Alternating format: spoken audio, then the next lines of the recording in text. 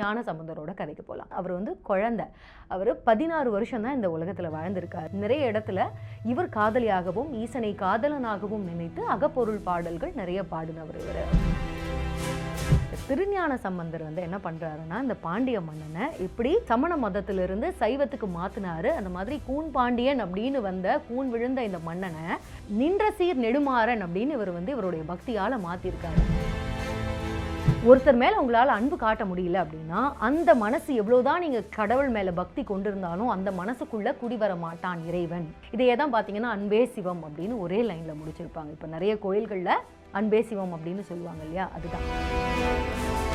ஒரு கட்டத்தில் எப்படி ஆயிட்டாருன்னா, தாய் மதத்தை சைவத்தை வந்து மறந்துட்டு சமணத்தை கொஞ்சம் கொஞ்சமாக வந்து ஏற்றுக்க தொடங்கினவர் மருள் நீக்கியார் அப்படின்ற தன்னுடைய இயற்பெயரை மாற்றி தர்மசேனர் அப்படின்ற பேருக்கு வந்து மாற்றிக்கிட்டார். நம்மளுடைய எண்ணம், சொல், செயல் இது மூணுமே வந்து தூய்மையாக இருக்கிறது எவ்வளோ முக்கியம். இது வந்து திரிகரண சுத்தி அப்படின்னு சொல்லுவாங்க. ஒரு மனுஷனுடைய மனம், வாக்கு, காயம் இது மூணுமே ஒரே நேர்கோட்டில் இருக்கணும். இப்போ முதல் மூவர் பற்றின கதையை நம்ம பார்க்க போகிறோம். யார்? திருஞான சம்பந்தர், நாவுக்கரசர், சுந்தரர். இந்த 3 பேருடைய கதைகள், அவங்க வாழ்க்கையில் நடந்த சுவாரஸ்யமான விஷயங்கள், இவங்க என்னெல்லாம் எழுதியிருக்காங்க, என்ன மாதிரியான கருத்துக்கள்லாம் சொல்லியிருக்காங்க இந்த தேவாரத்தில் அப்படின்றத பற்றி சொல்ல போகிறோம். ஸோ தேவாரம் பாடிய மூவர் அப்படின்னு இந்த 3 பேரை சொல்லலாம். இந்த 3 பேரோட கதைக்கு போவோம். முதல்ல திருஞான சம்பந்தரோட கதைக்கு போகலாம். இப்போ திருஞான சம்பந்தர் அப்படின்னா நான் ஏற்கனவே சொல்லியிருக்கேன், அவர் வந்து குழந்தை. அவர் 16 வருஷம் தான் இந்த உலகத்தில் வாழ்ந்திருக்காரு. அதே மாதிரி அவர் ஈசனை வந்து நிறைய இடத்துல இவர் காதலியாகவும் ஈசனை காதலனாகவும் நினைத்து அகப்பொருள் பாடல்கள் நிறைய பாடினவர் இவர் அப்படின்னு. இவருடைய காலகட்டம் அப்படின்னு பார்த்தீங்கன்னா 7ஆம் நூற்றாண்டு. ஸோ 7ஆம் நூற்றாண்டு காலகட்டத்தில் அப்பரும் சரி திருஞான சம்பந்தரும் ஒரே காலத்தில் வாழ்ந்து சைவ தொண்டு புரிஞ்சவங்க. இவருடைய கதையை நம்ம பார்க்கணும் அப்படின்னா தமிழ்நாட்டில் சீர்காழி பகுதிக்கு போகணும். ஸோ சீர்காழியில் சிவத்தொண்டு புரிகிற ஒரு தம்பதியர் இருக்காங்க. சிவபாத இருதயர், பகவதி. இந்த 2 பேர் தான் இவங்களுடைய அப்பா அம்மா. ஸோ இந்த 2 தம்பதிக்கு வந்து ஒரு குழந்தை பிறக்குது. ஸோ இதுதான் திருஞான சம்பந்தர் அப்படின்னு பேர் வைக்கிறாங்க. ரொம்ப அழகான குழந்தை, வடிவான குழந்தை. அது 3 வயசு ஆகும்போது என்ன ஆகுதுன்னா, அந்த 3 வயசுல தான் அந்த அற்புதம் அப்படின்றது நிகழுது. 3 வயசு ஆகும்போது இங்கே அந்த சீர்காழியில் இருக்க தோணியப்பர், அம்பிகை இவங்களை தான் வந்து இவங்க கும்பிடுறாங்க. சிவத்தொண்டு புரிஞ்சிட்டு வராங்க அப்பா. அப்போது அவர் ஒரு நாள் கோயிலுக்கு போகும்போது அந்த குழந்தையும் கூட்டிகிட்டு போங்க அப்படின்னு அவங்க அம்மா கேட்குறாங்க. குழந்தைய அடப்பிடிக்குது. அந்த அப்பா வந்து கூட்டிகிட்டு போகிறாரு. இந்த சீர்காழி கோயிலில் குளக்கரையில் அந்த படிக்கட்டில் அந்த குழந்தைய உட்கார வச்சுட்டு இவர் குளிச்சுட்டு வந்து பூஜை பண்ணுறதுக்காக தண்ணிக்குள்ளே போகிறாரு. குளிக்க போனவர் வர்றதுக்கு ரொம்ப நேரம் ஆகுது. இந்த குழந்தை அழுது தொண்டை வறண்டு ஒரு கட்டத்தில் வந்து குழந்தையோட அழுகை வந்து சத்தம் அடங்கிடுது. கொஞ்சம் நேரம் கழிச்சு அப்பா வந்து பார்க்குறாரு, குழந்தை அழுத முகமாக இருக்குது, ஆனால் வாயெல்லாம் பாலாக இருக்குது குழந்தைக்கு. இவருக்கு என்ன ஆச்சரியமாக இருக்குது, யார் பால் கொடுத்தாங்க அப்படின்னு சொல்லி குழந்தைய அதட்டுறாரு. அந்த குழந்தை வந்து உள்ள கையை காட்டுது. அதாவது சந்நிதியில் இருக்க அம்பிகையை கையை காட்டுது குழந்தை. அப்பாவுக்கு கோவம் வருது. திரும்ப கேட்குறாரு. திரும்பவும் அந்த குழந்தை வந்து அங்கே தான் கையை காட்டுது. சுற்றி வந்து கூட்டம் கொடுத்து எல்லாருக்கும் ஆச்சரியம், குழந்தைக்கு யார் பால் கொடுத்தாங்கன்னா நாங்கள் யாரும் கொடுக்கலையே அப்படின்னு சொல்கிறாங்க. ஸோ அதுக்கப்புறமா தான் தெரிய வருது, அந்த குழந்தை வந்து கையை காட்டும்போது அம்பிகையை, தோணியப்பரும் அம்பிகையுமே வந்து தம்பதி சகிதமாக வந்து இந்த அழற குழந்தைக்கு ஞானப்பால் கொடுத்துருக்காங்க அப்படின்றது. ஸோ அதுக்கப்புறமா தான் திருஞான சம்பந்தர் வந்து அவருக்கு முழு ஞானமும் கிடைக்கப்பெறுது அப்படின்றது நம்பிக்கை. ஸோ 3ஆவது வயசில் இது நடந்திருக்கு. ஸோ இதுக்கப்புறமா இந்த 3 வயசில் என்ன பண்ணுறாருன்னா, இந்த ப்ராடஜி அப்படின்லாம் சொல்லுவாங்க இல்லையா, சில குழந்தைகள் வந்து தன்னுடைய வயதுக்கு மீறிய ஒரு திறமை இருக்கும், அவங்களுக்கு வந்து ஞானம் இருக்கும், அதெல்லாம் ப்ராடஜி அப்படின்னு ஆங்கிலத்தில் சொல்லுவாங்க. ஸோ அந்த மாதிரியான ஒரு நிலையை தான் திருஞான சம்பந்தரும் வந்து அடைகிறாரு 3 வயசுலேயே. ஸோ 3 வயசுலேருந்தே இப்போ வந்து அவருக்கு ஞானப்பால் குடிச்சிட்டாரு இல்லையா, ஸோ ஞானம் வந்துடுச்சு, விஸ்டம் கிடச்சிடுச்சு. ஸோ 16 வருஷம் தான் இந்த உலகத்தில் அவர் இருக்காரு. அதுக்கப்புறமா வந்து இறைவனடி சிவபாதம் அடைஞ்சிடுறாரு. 3 வயசில் ஞானம் கிடைச்ச உடனே அவர் வந்து ஒரு பாட்டு ஒன்று பாடுறாரு. தோடுடைய செவியன் அப்படின்ற ஒரு பாட்டு ஒன்று பாடுறாரு. இந்த பாட்டு பார்த்தீங்கன்னா அகப்பொருள் சுவை வரா மாதிரி இருக்கும். அதாவது தான் பக்தனாகவும் இறைவனை வந்து அப்படி பாடாமல் தான் காதலியாகவும் இறைவன் வந்து காதலனாகவும் நினைத்து பாடுறது தான் அகப்பொருள் சுவையில் இருக்க ஒரு பாடல். ஸோ அந்த மாதிரியான ஒரு பாட்டை வந்து இவர் பாடியிருப்பார். திருஞான சம்பந்தருடைய முதல் பதிகம் இது. தோடுடைய செவியன் விடை ஏறி ஓர் தூவென் மதி சூடி காடுடைய சுடலை பொடி பூசி என் உள்ளம் கவர் கல்வன் அப்படின்னு பாடுறாரு. என்னென்ன சொல்கிறாரு, என் உள்ளம், தோடுடைய செவியன் காட்டில் இருக்க இந்த விபூதியெல்லாம் எடுத்து பூசியிருப்பார் இல்லையா, நீர் அணிந்தவர், இவர் வந்து என்னுடைய உள்ளம் கவர்ந்த கல்வன் அப்படின்றார். அது மட்டும் இல்லை, அதே பாடலில் நீர் பறந்த நிமிர்புன் சடை மேல் ஓர் நிலா வெண்மதி சூடி ஏர் பறந்த இனவெள்வளை சோர என் உள்ளம் கவர் கல்வன் அப்படின்றாரு. என்ன சொல்கிறாருன்னா, இந்த தலையில் வந்து நிலாவை பிறையெல்லாம் சூடுனவர் அவன். அது மட்டும் இல்லை, அவனை நினச்சி அந்த வெண் சங்குனால வளையல் போட்டிருக்காங்களாம் அந்த காதலி, அதாவது இவர் தான் அந்த காதலியாக பாவிக்கிறாரு. ஸோ அந்த காதலி வந்து அந்த காலத்தில் சங்குனால் செய்யப்பட்ட வளையல் அப்படின்றது ரொம்ப ஃபேமஸ் இல்லையா, நிறைய பாடல்களில் பார்த்துருக்கோம். ஸோ அந்த வெள்ளையான சங்குனால் செய்யப்பட்ட வளையல் வந்து பசலை நோய் கொண்டு, அதாவது காதலை நினைத்து நினைத்து நம்ம உடம்பே வந்து துரு மாதிரி இழைச்சிட்டாங்க அப்படின்னு சொல்லுவாங்க இல்லையா, அப்படி இழைச்சி கையில் இருக்க சங்கு வளையல் வந்து கலண்டு கீழே விழுந்துருச்சான். யாரை நினச்சி? என் உள்ளம் கவர் கல்வன் ஈசனை நினச்சி இந்த மாதிரி கையிலிருந்து வளையல் கழண்டு விழுந்துருச்சு அப்படின்னு பசலை நோய் கொண்ட ஒரு காதலி காதலனை நினைத்து பாடுற மாதிரி ஒரு பாட்டு பாடியிருக்கார். எப்படி அந்த 3 வயசு குழந்தை வந்து அதுக்கு அகப்பொருள்னா என்னன்னு தெரியும், இப்படி ஒரு பாட்டை வந்து அவர் வந்து பாடியிருக்காரு. இந்த திருஞான சம்பந்தரோட கதையை சொல்லும் போதெல்லாம் வந்து ஒரு பாண்டிய மன்னனுடைய கதையை வந்து நம்ம சொல்லாமல் இருக்கவே முடியாது. அதுதான் நெடுமாறன், கூன் பாண்டியன் அப்படின்னு சொல்லுவாங்க இல்லையா, அந்த பாண்டிய மன்னனுடைய கதை. இந்த திருஞான சம்பந்தர் வந்து என்ன பண்றாருன்னா, இந்த பாண்டிய மன்னனை எப்படி சமண மதத்திலிருந்து சைவத்துக்கு மாத்தினாரு, அந்த மாதிரி கூன் பாண்டியன் அப்படின்னு வந்த கூன் விழுந்த இந்த மன்னனை நின்ற சீர் நெடுமாறன் அப்படின்னு இவர் வந்து இவருடைய பக்தியால மாத்திருக்காரு. அது எப்படி அப்படின்ற ஒரு இன்ட்ரெஸ்டிங்கான ஒரு கதை எப்பவுமே வரும். ஸோ அந்த கதையை பார்க்கலாம்.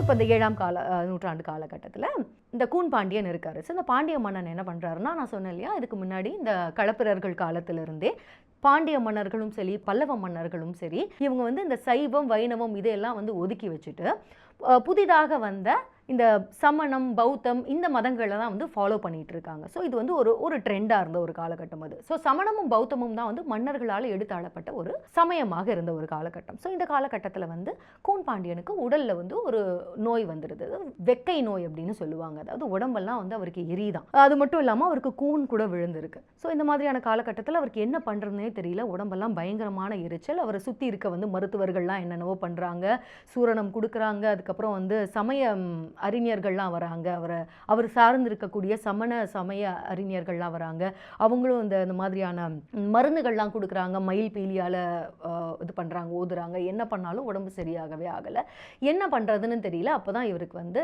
திருஞான சம்பந்தர் உள்ளே வராரு. ஸோ ஒரு திருஞான சம்பந்தர் என்ன பண்ணுறாரு அப்படின்னா, என்னால் உங்களுக்கு ரிலீஃப் கொடுக்க முடியும், சிகிச்சை கொடுக்க முடியும், என்னுடைய இறைவனால் உங்களுக்கு முடியும் அப்படின்னு சொல்கிறாரு. அப்போ சுற்றி இருக்கவங்கலாம் வந்து ஏற்றுக்க மாட்டுறாங்க. ஏன்னா நம்ம வந்து சமண சமயத்தை வந்து ஃபாலோ பண்ணுறவங்க, நம்ம வந்து எப்படி சைவ சமயத்திலேருந்து வந்து மன்னனத்தோடு விடுறது, நாங்கள் கிட்டவே விட மாட்டோம் அப்படின்னு சொல்கிறாங்க.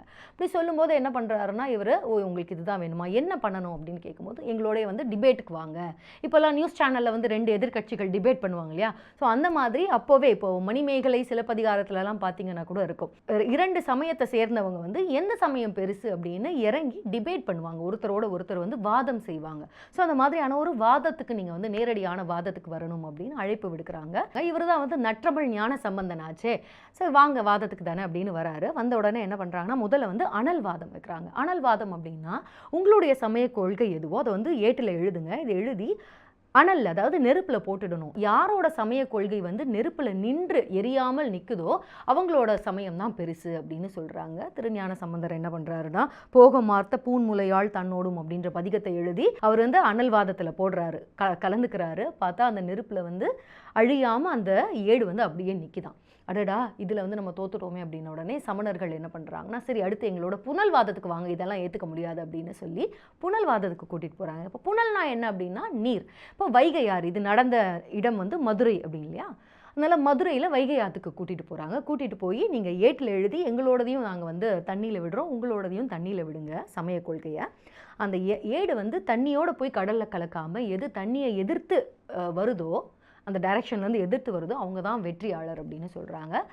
இவரும் வந்து அதே மாதிரி பதிகத்தை ஒன்று எழுதி அந்த வைகை ஆற்றுல போடுறாரு. என்ன ஆச்சரியம், ஞானசம்பந்தர் எழுதின அந்த பதிகம் வந்து தண்ணியோடு போகாமல் அந்த தண்ணியை எதிர்த்த திசையில் வந்து இன்னும் வந்து நிற்கிது.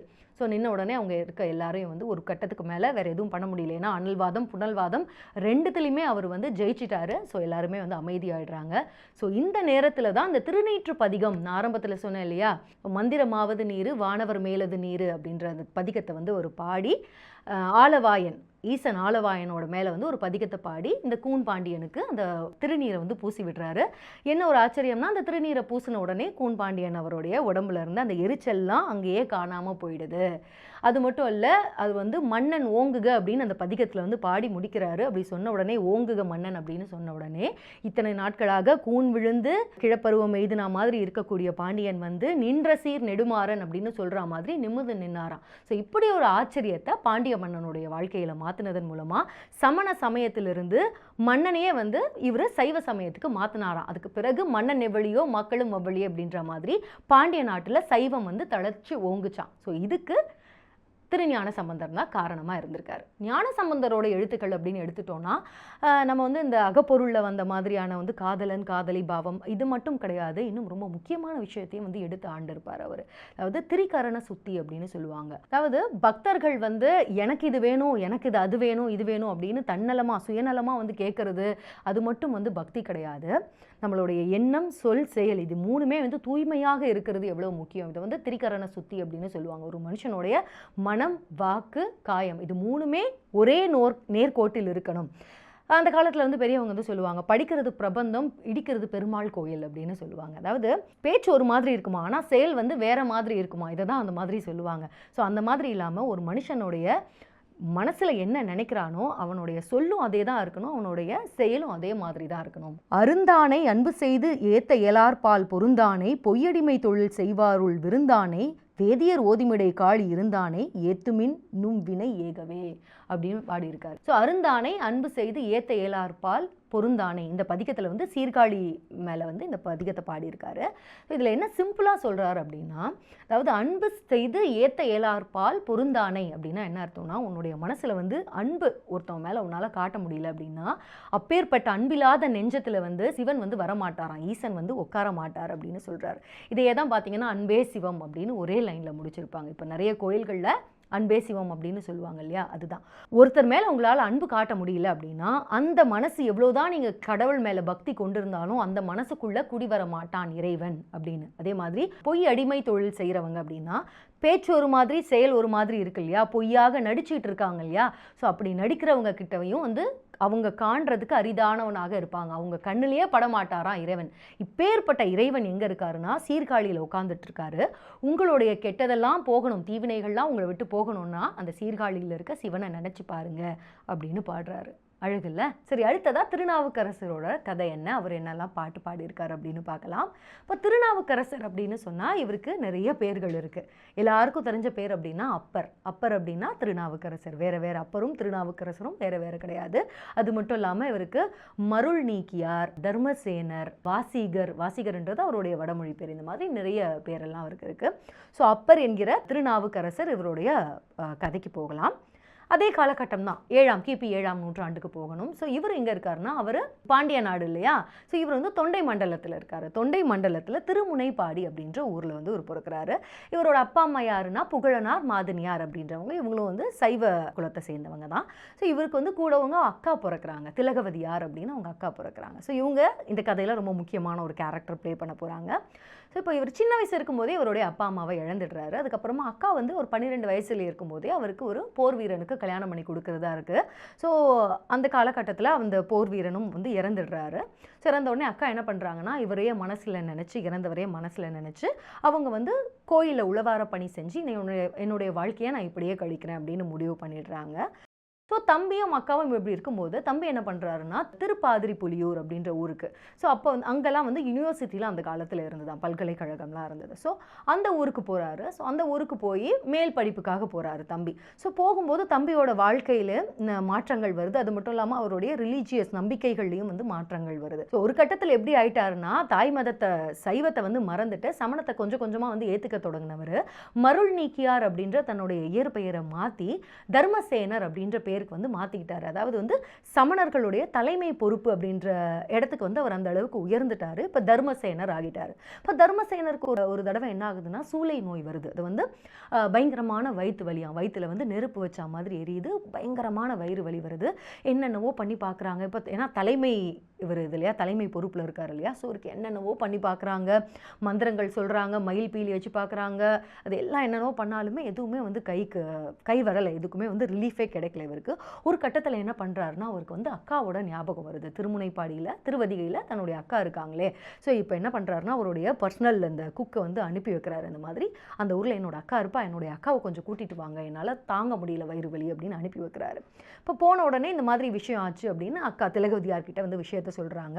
திலகவதியார் அவங்களுக்கு வந்து ஏற்கனவே தம்பி மேலே ஒரு சின்ன ஒரு வருத்தம் இருந்தது. ஏன்னா தாய்மதம் சைவத்தை விட்டுட்டு நம்ம அப்பா அம்மாலாம் சைவம் தொண்டு பண்ணவங்க. ஸோ இதை மறந்துட்டு நம்மளுடைய தம்பி வந்து வந்து சமண மதத்துக்கு போயிட்டானே அப்படின்ற ஒரு வருத்தம் இருந்தது. ஸோ இப்படி கேட்ட உடனே ஐயோ தம்பிக்கு இப்படி ஆயிடுச்சேன் உடனே நான் வர்றது வந்து நியாயமாக இருக்காது, யார் இங்கேருந்து போனாங்களோ அவங்க தான் வரணும், அதனால் என்னோட தம்பியை கூட்டிகிட்டு வாங்க, அக்கா நான் பார்த்துக்கிறேன்னு சொல்லுங்கள் அப்படின்னு சொல்லி செய்தி சொல்லி அனுப்புகிறாங்க. இதே மாதிரி நடுராத்திரியிலே இவர் யாருக்கும் தெரியாமல் தன்னுடைய பர்சனல் அசிஸ்டண்ட்டை வந்து கைத்தாங்களா வயிற்றுல வலியோடு என்ன பண்ணுறாருனா தன்னுடைய அக்காவை நோக்கி போகிறாரு.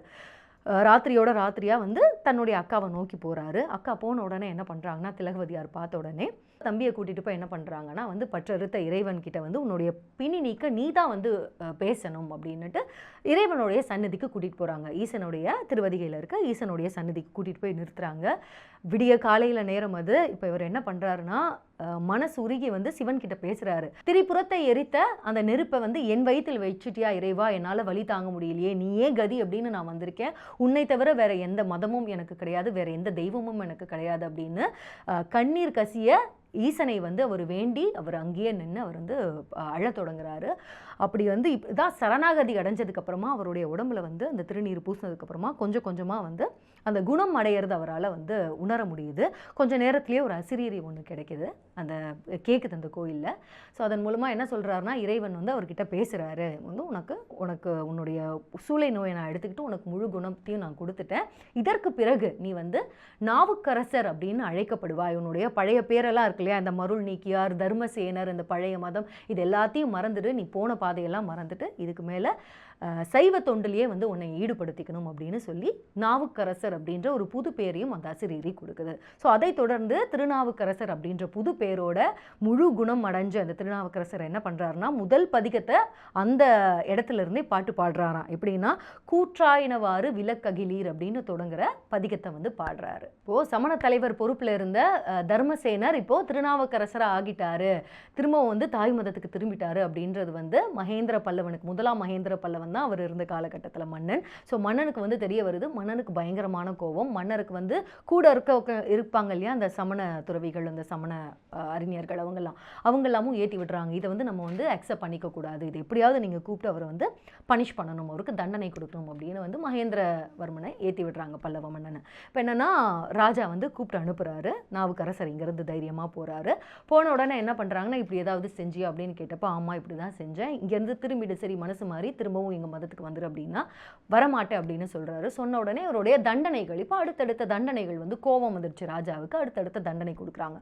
முதல்ல என்ன பண்ணுறாங்கன்னா இவர் வந்து சுண்ணாம்பு காலவாய் இருக்கு இல்லையா, சுண்ணாம்பு காலவாயில் வந்து போடுறாங்க. பயங்கரமான சூடு இருக்கும் இல்லையா, திறந்து பார்த்தா அவன் எப்படி வந்து சாம்பல் ஆகிடுவான் அடுத்த நாள் காலையில் அப்படின்னு நினச்சிட்டு இந்த பனிஷ்மெண்ட் தண்டனை கொடுத்துட்டு மூடிட்டு போயிட்டாங்க. அடுத்த நாள் திறந்து பார்த்தா அந்த சூடு வந்து அந்த நெருப்பு இவர் எதுவுமே பண்ணலையாம். இவர் ஏற்கனவே வயிற்றில் இருந்த நெருப்பு இறைவன் மனம் குளிர குளிர இவர் வயிற்றில் இருந்த நெருப்பும் வந்து குளிர்ந்துடுச்சு இல்லையா, அதே மாதிரி விஷம் கொடுத்த உடனே அப்போது அந்த விஷம் எதுவுமே பண்ணலை திருநாவுக்கரசரை. இப்போ என்னடா பண்ணுறது அப்படின்னு பார்க்கும்போது என்ன பண்ணுறாங்கன்னா ஒரு கல்லில் கட்டி கடலில் தூக்கி போட்டுடுறாங்க.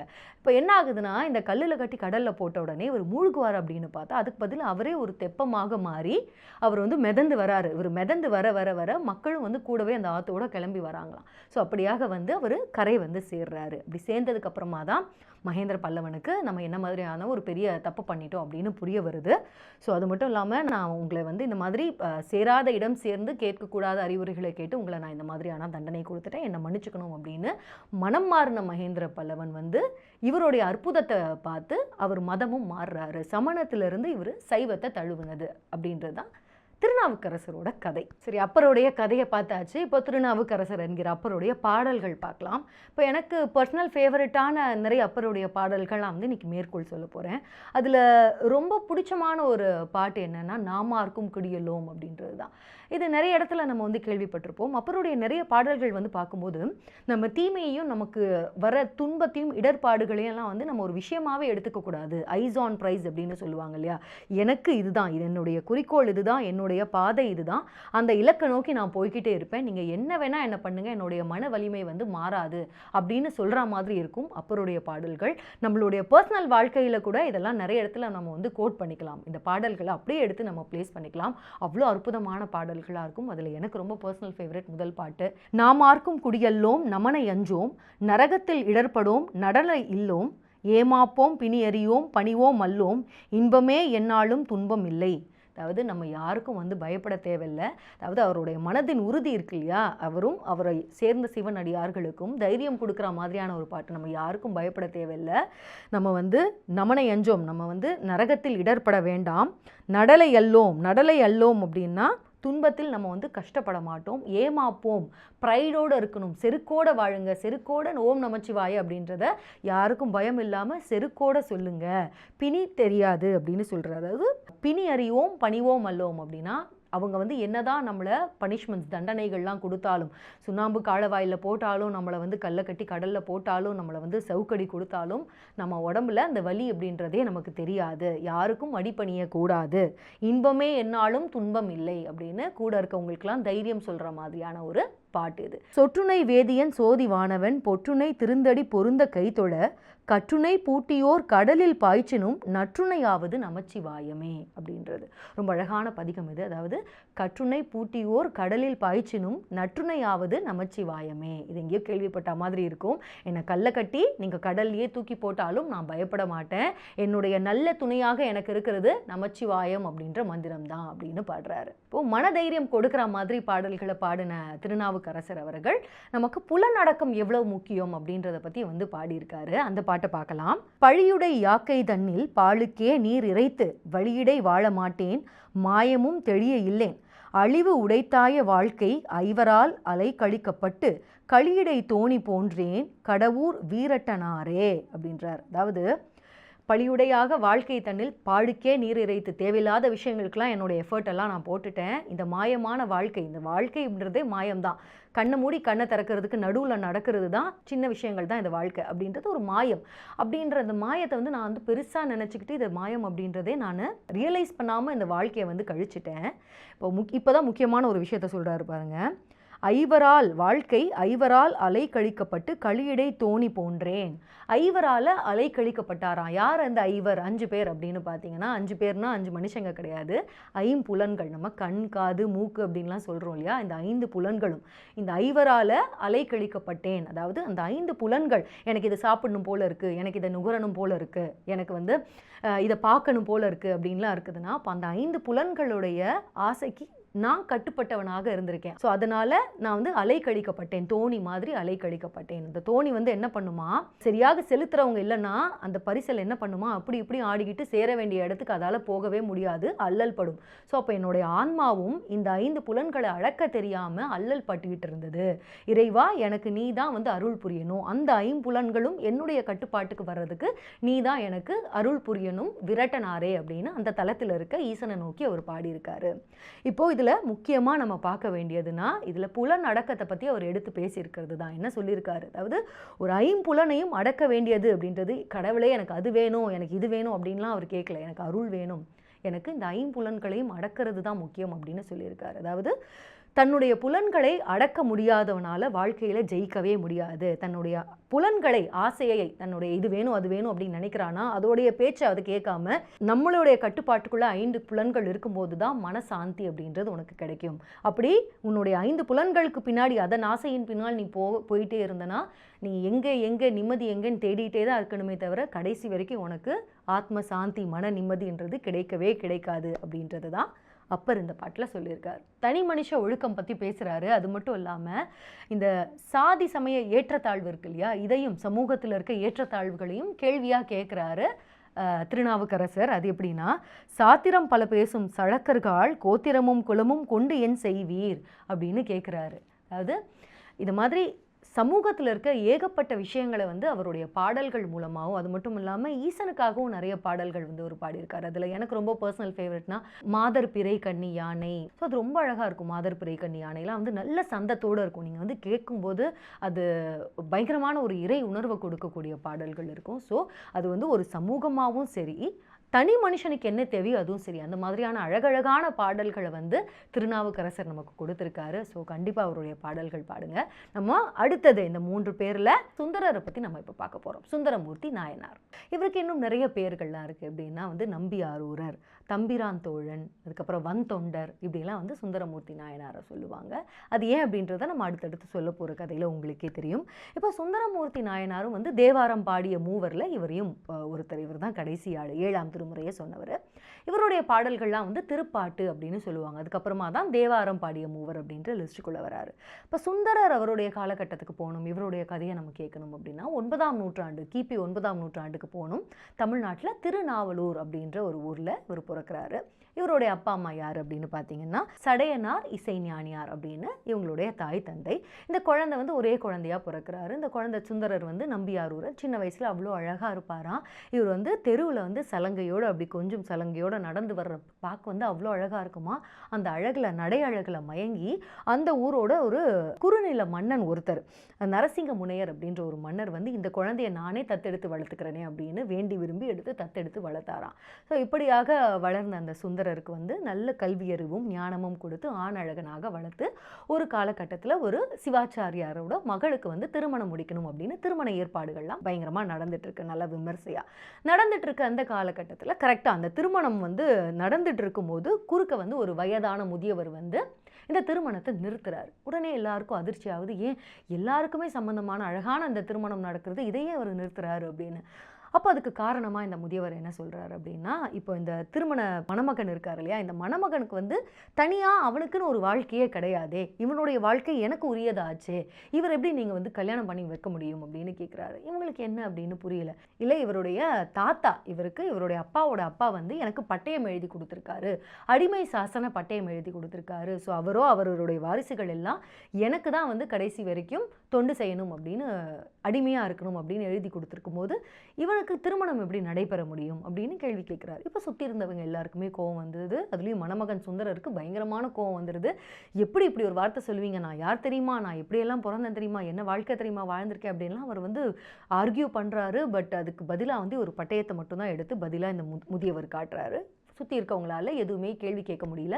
எல்லாருக்கும் அதிர்ச்சி. இந்த குறுநில மன்னனுக்கும் வந்து பிள்ளைக்கு இப்படி ஒரு பாஸ்ட் இருக்கா நமக்கு தெரியலையே அப்படின்னு எல்லாருக்கும் அதிர்ச்சி ஆகுது. சரி, இந்த வழக்கு வந்து இங்கெல்லாம் முடியாது, நீங்கள் என்னுடைய ஊருக்கு வாங்க, அங்கே நம்ம பேசி தீர்த்துக்கலாம், அதுதானே நியாயம் அப்படின்னு இந்த முதியவரை என்ன பண்ணுறாருன்னா திருவெண்ணைநல்லூருக்கு கூட்டிகிட்டு போகிறாரு. ஸோ மணமகனை சார்ந்தவங்க எல்லாரும் இந்த முதியவர் பின்னாடியே கோவத்தோடு போகிறாங்க.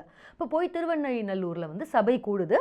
அந்த சபையில் இவர் என்ன பண்ணுறாருனா எடுத்து கடைசியாக இவருடைய பாயிண்ட்டை ப்ரூவ் பண்ணுறதுக்காக இதுக்கு சாட்சியாக அவங்கக்கிட்ட என்ன இருக்குது அப்படின்னா, இதான் என்னுடைய பட்டயம், ஒரிஜினல் பட்டயம் அப்படின்னு எடுத்து வந்து காட்டுறாரு. அதில் காட்டினா உண்மையிலேயே அவர் சொன்ன அந்த அத்தனை வார்த்தைகளும் எழுதியிருக்கு. இன்னாருக்கு இன்னார் நான் வந்து அடிமையாக இருக்கேன், என்னுடைய சந்ததியினரும் உங்களுக்கு தான் அடிமையாக இருப்பாங்க அப்படின்னு எழுதியிருக்கு. ஸோ இப்படி எழுதின கையோட சுந்தரர் இதை பார்த்து அதிர்ச்சியாக என்ன சொல்கிறாருன்னா, இந்த பட்டயம் உண்மைதான், ஆனால் இதில் நான் சம்மந்தப்பட்ட மாதிரி தெரியலையே, நாங்கள் உங்களை பார்த்த மாதிரியே இல்லையே அப்படின்னு சொல்கிறாரு. அதுக்கு அந்த வயதான முதியவர் சொல்கிறாரா, நீ என்ன பார்க்கலன்னா என்ன, நான் தான் உன்னை தினமும் பார்த்துட்ருக்கனே அப்படின்னு சொல்லிட்டு சிரிச்சிட்டு விறுவிறுன்னு அந்த திருவெண்ணைநல்லூர் கோயில் இருக்கு இல்லையா, சிவன் கோயிலுக்குள்ளே வந்து போய் மறைஞ்சிடுறாரு. இப்போ எங்கே போனாருன்னே தெரியல. உள்ளே போய் தேடி தேடி பார்த்தா எங்கேயுமே இல்லை. உள்ளே போன முதியவர் வந்து இந்த மறைஞ்சிட்டாரு. ஸோ இப்போ தான் சுந்தரருக்கும் மற்றவங்களுக்கும் ஈசனுடைய திருவிடையாடல் தான் இது அப்படின்னு வந்து விஷயம் புரிய வருது. ஸோ தன்னை தடுத்து, தன் திருமணத்தை நிறுத்தி தன்னை தடுத்து ஆட்கொண்டது வேற யாரும் இல்லை, நான் வணங்கக்கூடிய அந்த ஈசன் தான் அப்படின்றத சுந்தரர் புரிஞ்சுக்கிறாரு.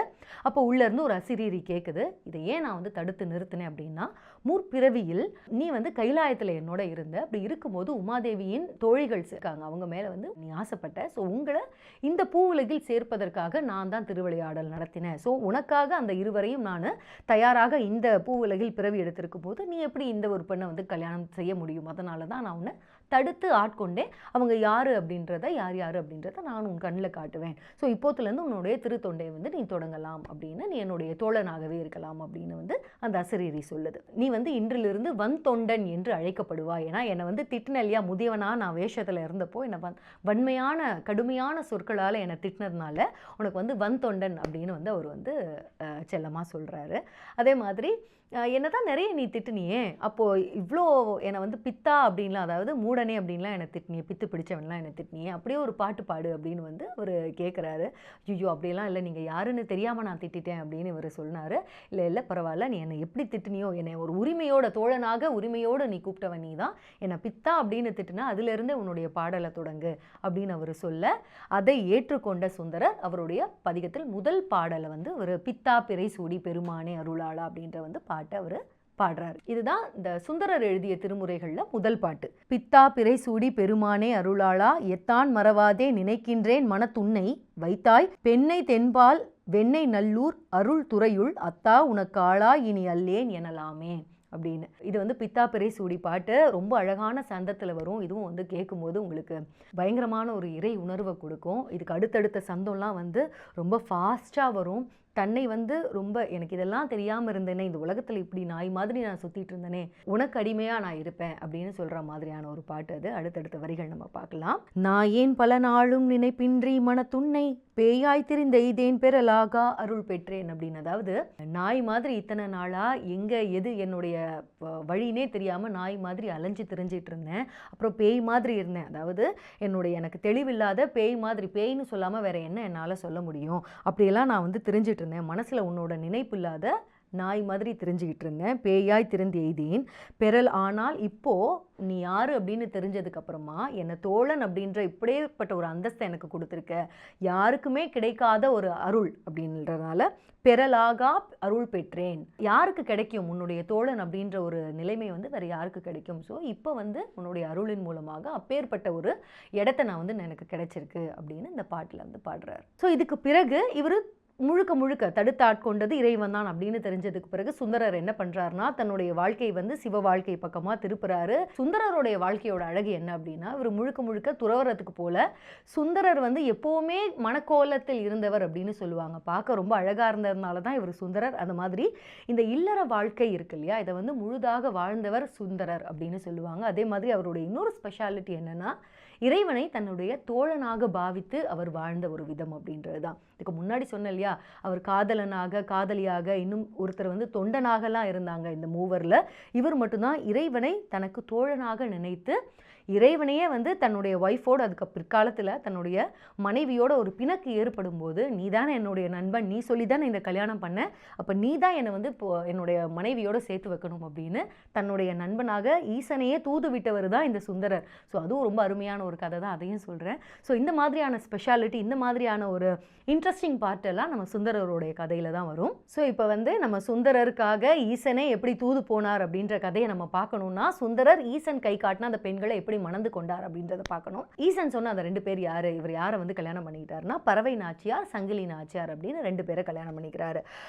முதல் கல்யாணம் வந்து இவருக்கு திருவாரூரில் நடக்குது. அங்கே வந்து ருத்ர கன்னிகை அந்த குலத்தை சேர்ந்தவங்க வந்து உழவார பணிகள், கோயில் பணிகள்லாம் செய்வாங்க இல்லையா. ஸோ அந்த குலத்திலிருந்து பறவை நாச்சியார் அப்படின்றவங்களை பார்த்து மனசு ஒத்து போய் இவங்களை வந்து கல்யாணம் பண்ணிக்கிறாரு. ஸோ கல்யாணம் பண்ணிட்டு கொஞ்ச நாள் தான் வந்து வாழ்ந்துட்டு இருக்காரு. அடுத்தடுத்து கோயில்களுக்கு இவர் போகணும் அப்படின்றதுனால சிவத்தொண்டு பண்ணுறதுக்காக வந்து மனைவியை விட்டுட்டு இவர் வந்து அடுத்தடுத்த ஊர்களுக்கு போகிறாரு. ஸோ அப்படி போகும்போது இங்கே சென்னையில் திருவொற்றியூர் இருக்கு இல்லையா, ஸோ இங்கே திருவொற்றியூரில் கன்னிமாடம் அமைத்து சங்கிலி நாச்சியார் இருக்காங்க. யாரையுமே திருமணம் செஞ்சுக்கிறதுக்கு இஷ்டம் இல்லை அப்படின்னு அவரும் வந்து ஒரு சிவத்தொண்டு பண்ணுறவங்களுடைய மகள் தான். ஸோ கன்னி மாடம் அமைச்சு அவங்க வாழ்கிறாங்க.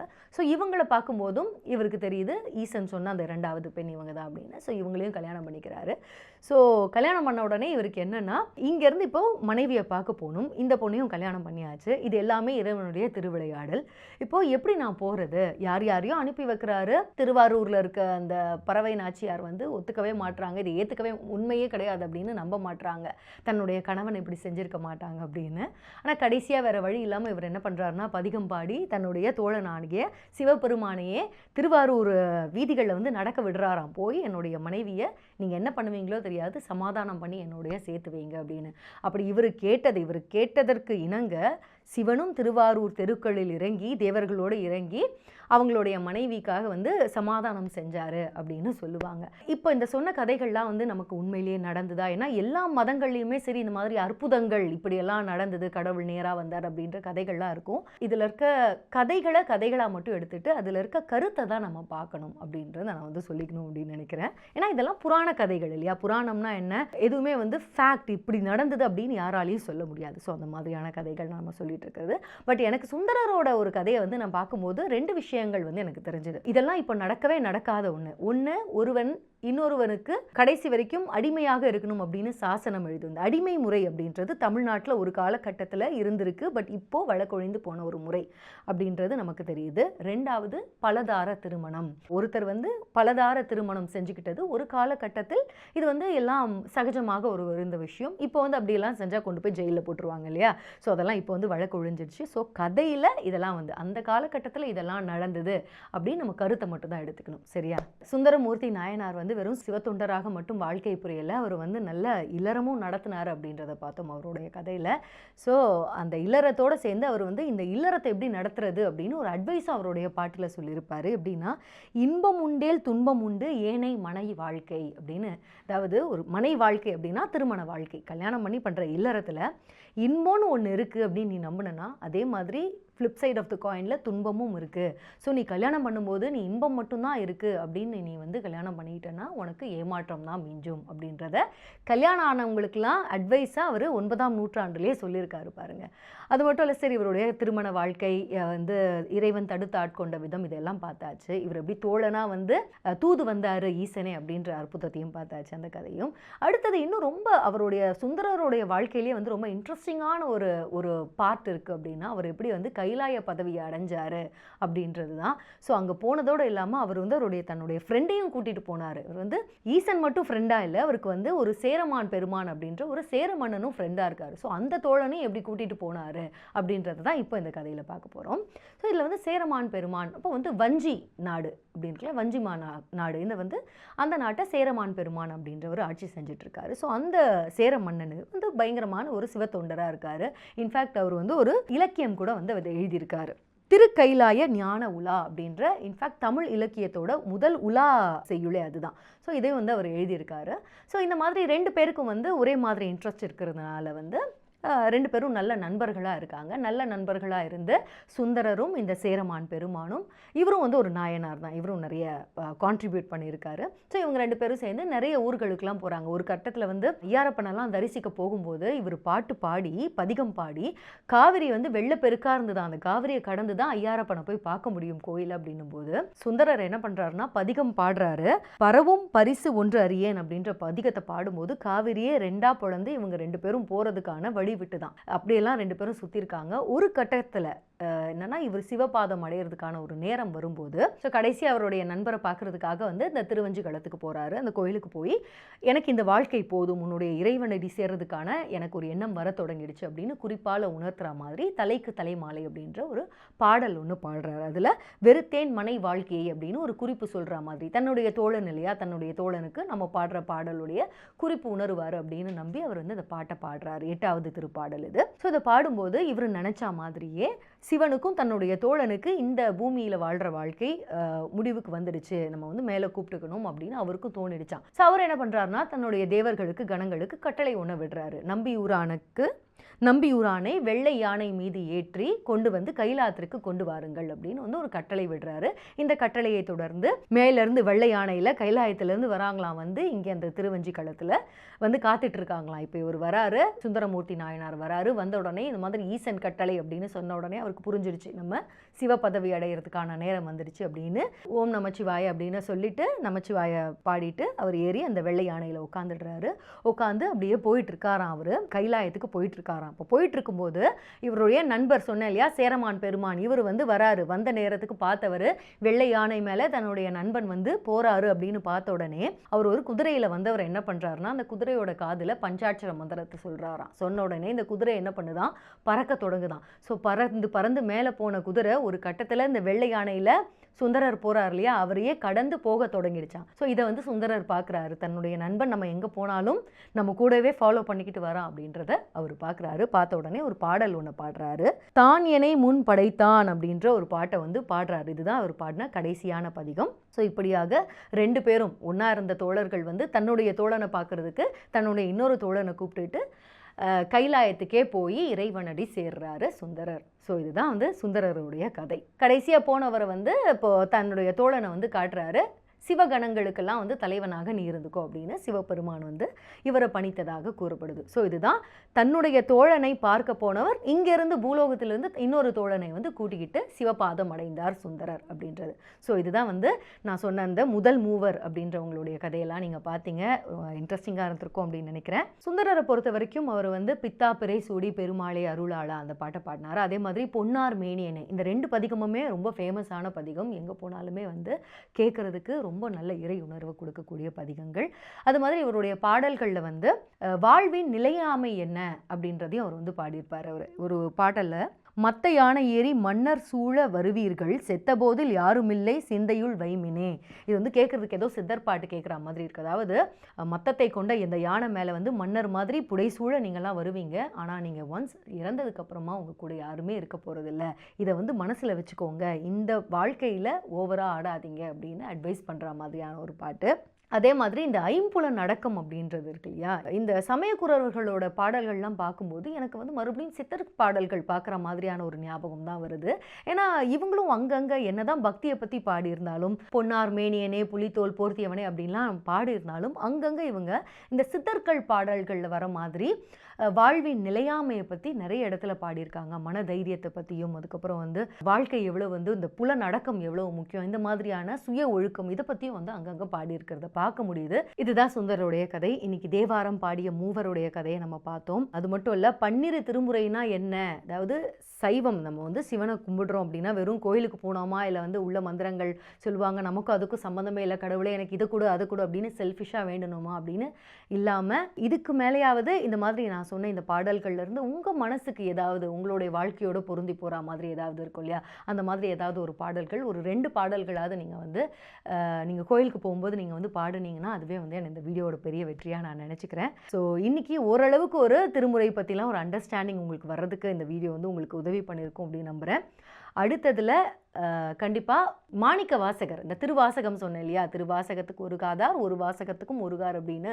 ஸோ அதில் என்ன மாதிரியான சுவையெல்லாம் இருக்குது அப்படின்றத பற்றியெல்லாம் வந்து அடுத்தடுத்த வீடியோஸில் கண்டிப்பாக போட ட்ரை பண்ணுறேன். ஸோ தேங்க்ஸ் ஃபார் வாட்சிங். மறுபடியும் இன்னொரு யூஸ்ஃபுல்லான ஒரு வீடியோவோட உங்களை சந்திக்கிறேன். தேங்க்ஸ் ஃபார் வாட்சிங் கண்மணிஸ்.